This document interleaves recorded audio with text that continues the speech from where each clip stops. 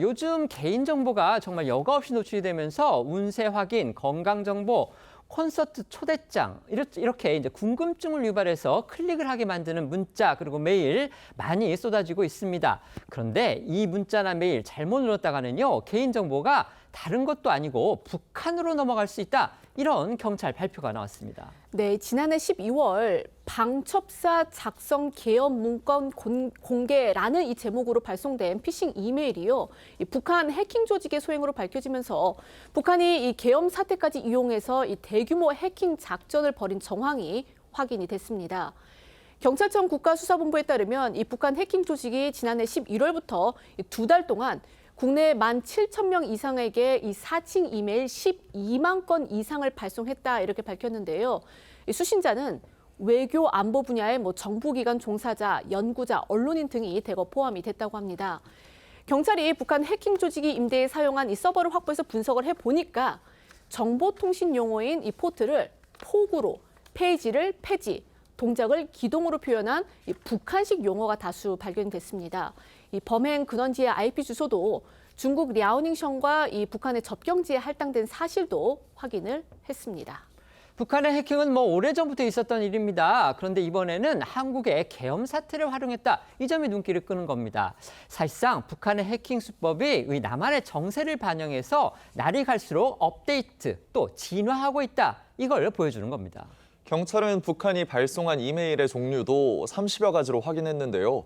오늘의 운세, 신년사, 분석, 그리고 정세 전망 문서, 세금 환급, 임영웅 등 유명 가수 콘서트 관람권 초대장 등으로 다양한 가짜 이메일을 만들어 무차별로 발송해 해킹을 시도한 것으로 확인됐습니다. 북한 해커 조직은 이메일에서 바로가기 링크를 누르도록 수신자를 유도하고 있습니다. 링크를 누르면 포털 사이트 계정 아이디와 비밀번호를 요구하는 피싱 사이트로 연결되도록 설계한 건데요. 가짜 사이트의 주소는 네이버, 카카오 등 유명 사이트의 주소에 다른 단어를 추가하는 형식으로 이루어졌습니다.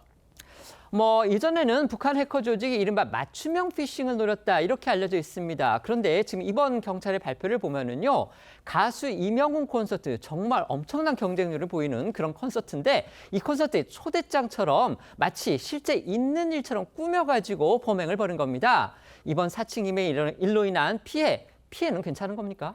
과거 북한 해킹 조직은 피싱 메일을 무작위로 보내지 않고 해킹하려는 단체를 골라서 발송했었는데요.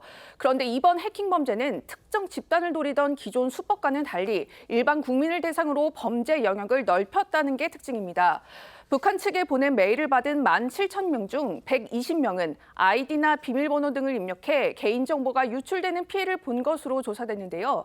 다만 국가기밀 등 민감한 정보가 탈취당하거나 금전 피해로 이어지진 않은 것으로 파악됐습니다. 이처럼 북한 해커 집단이 점차 국민을 대상으로 범죄 행위를 넓혀가면서 개인정보 보호를 위한 대책 마련이 시급하다는 지적 나오고 있습니다.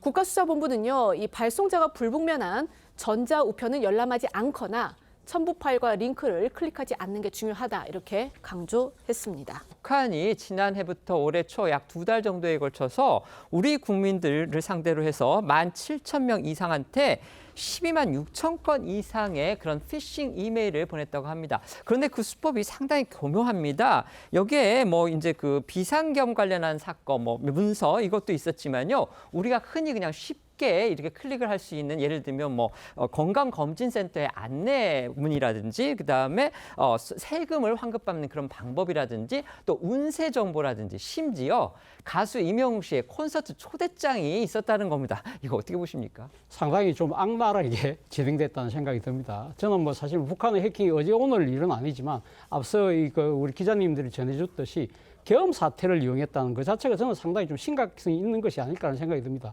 아시다시피 계엄 사태로 인해서 군의 이 사이버전을 담당하는 사이버 사령부도 상당히 위축된 측면이 있는 것이고, 이번에 또 국정원도 관련된 논란이 있지 않습니까? 바로 이런 부분들을 북한이 노렸다고 생각이 들거든요. 그렇다고 한다면 사이버 사령부나 국정원이 일종의 본분을 제대로 이행을 하면서 일종에 대한 방어와 대응, 이런 부분들이 빨리 제자리를 찾아야 된다는 생각이 듭니다. 네네.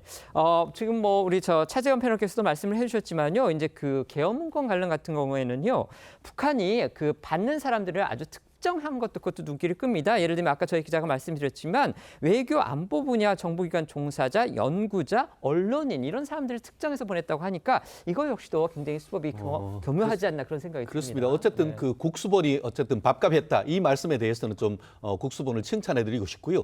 더불어서 약간 섬뜩한 것은 북한이 대한민국 사회를 손바닥 들여다보듯 위에서 다 들여보고 있다는 점에서 굉장히 어떻게 보면 경각심을 가져야 된다. 얼마 전에 윤석열 전 대통령이 얘기했던 하이브리드 전쟁, 어떤 물리적 전쟁뿐만 아니고 이런 정보 전쟁 그리고 그 개인 정보를 가지고 가서 그걸 활용한 각종 공작 활동 이런 부분을 아주 적극적으로 북한이 이용하고 있다는 것을 보여주는 것 아니겠습니까? 네. 특히 뭐 예를 들어서 방첩사 기업 문건 공개 이러면은 정치에 관심 있는 사람이면 누구나 그거를 열어보지 않을 수 없는 것 아닙니까? 네네. 그런 고도의 심리전을 펼치고 있다는 점에서 대한민국 정부에서 이런 부분에 대한 어떻게 보면 확실한 대응을 해야 되고 개인적으로도 이런 부분에 대해서 열어보지 마는 것뿐만 아니고 개인정보 특히 이 그 비밀번호나 이런 부분을 계속 바꾸는 이런 지혜가 필요한 것 같습니다.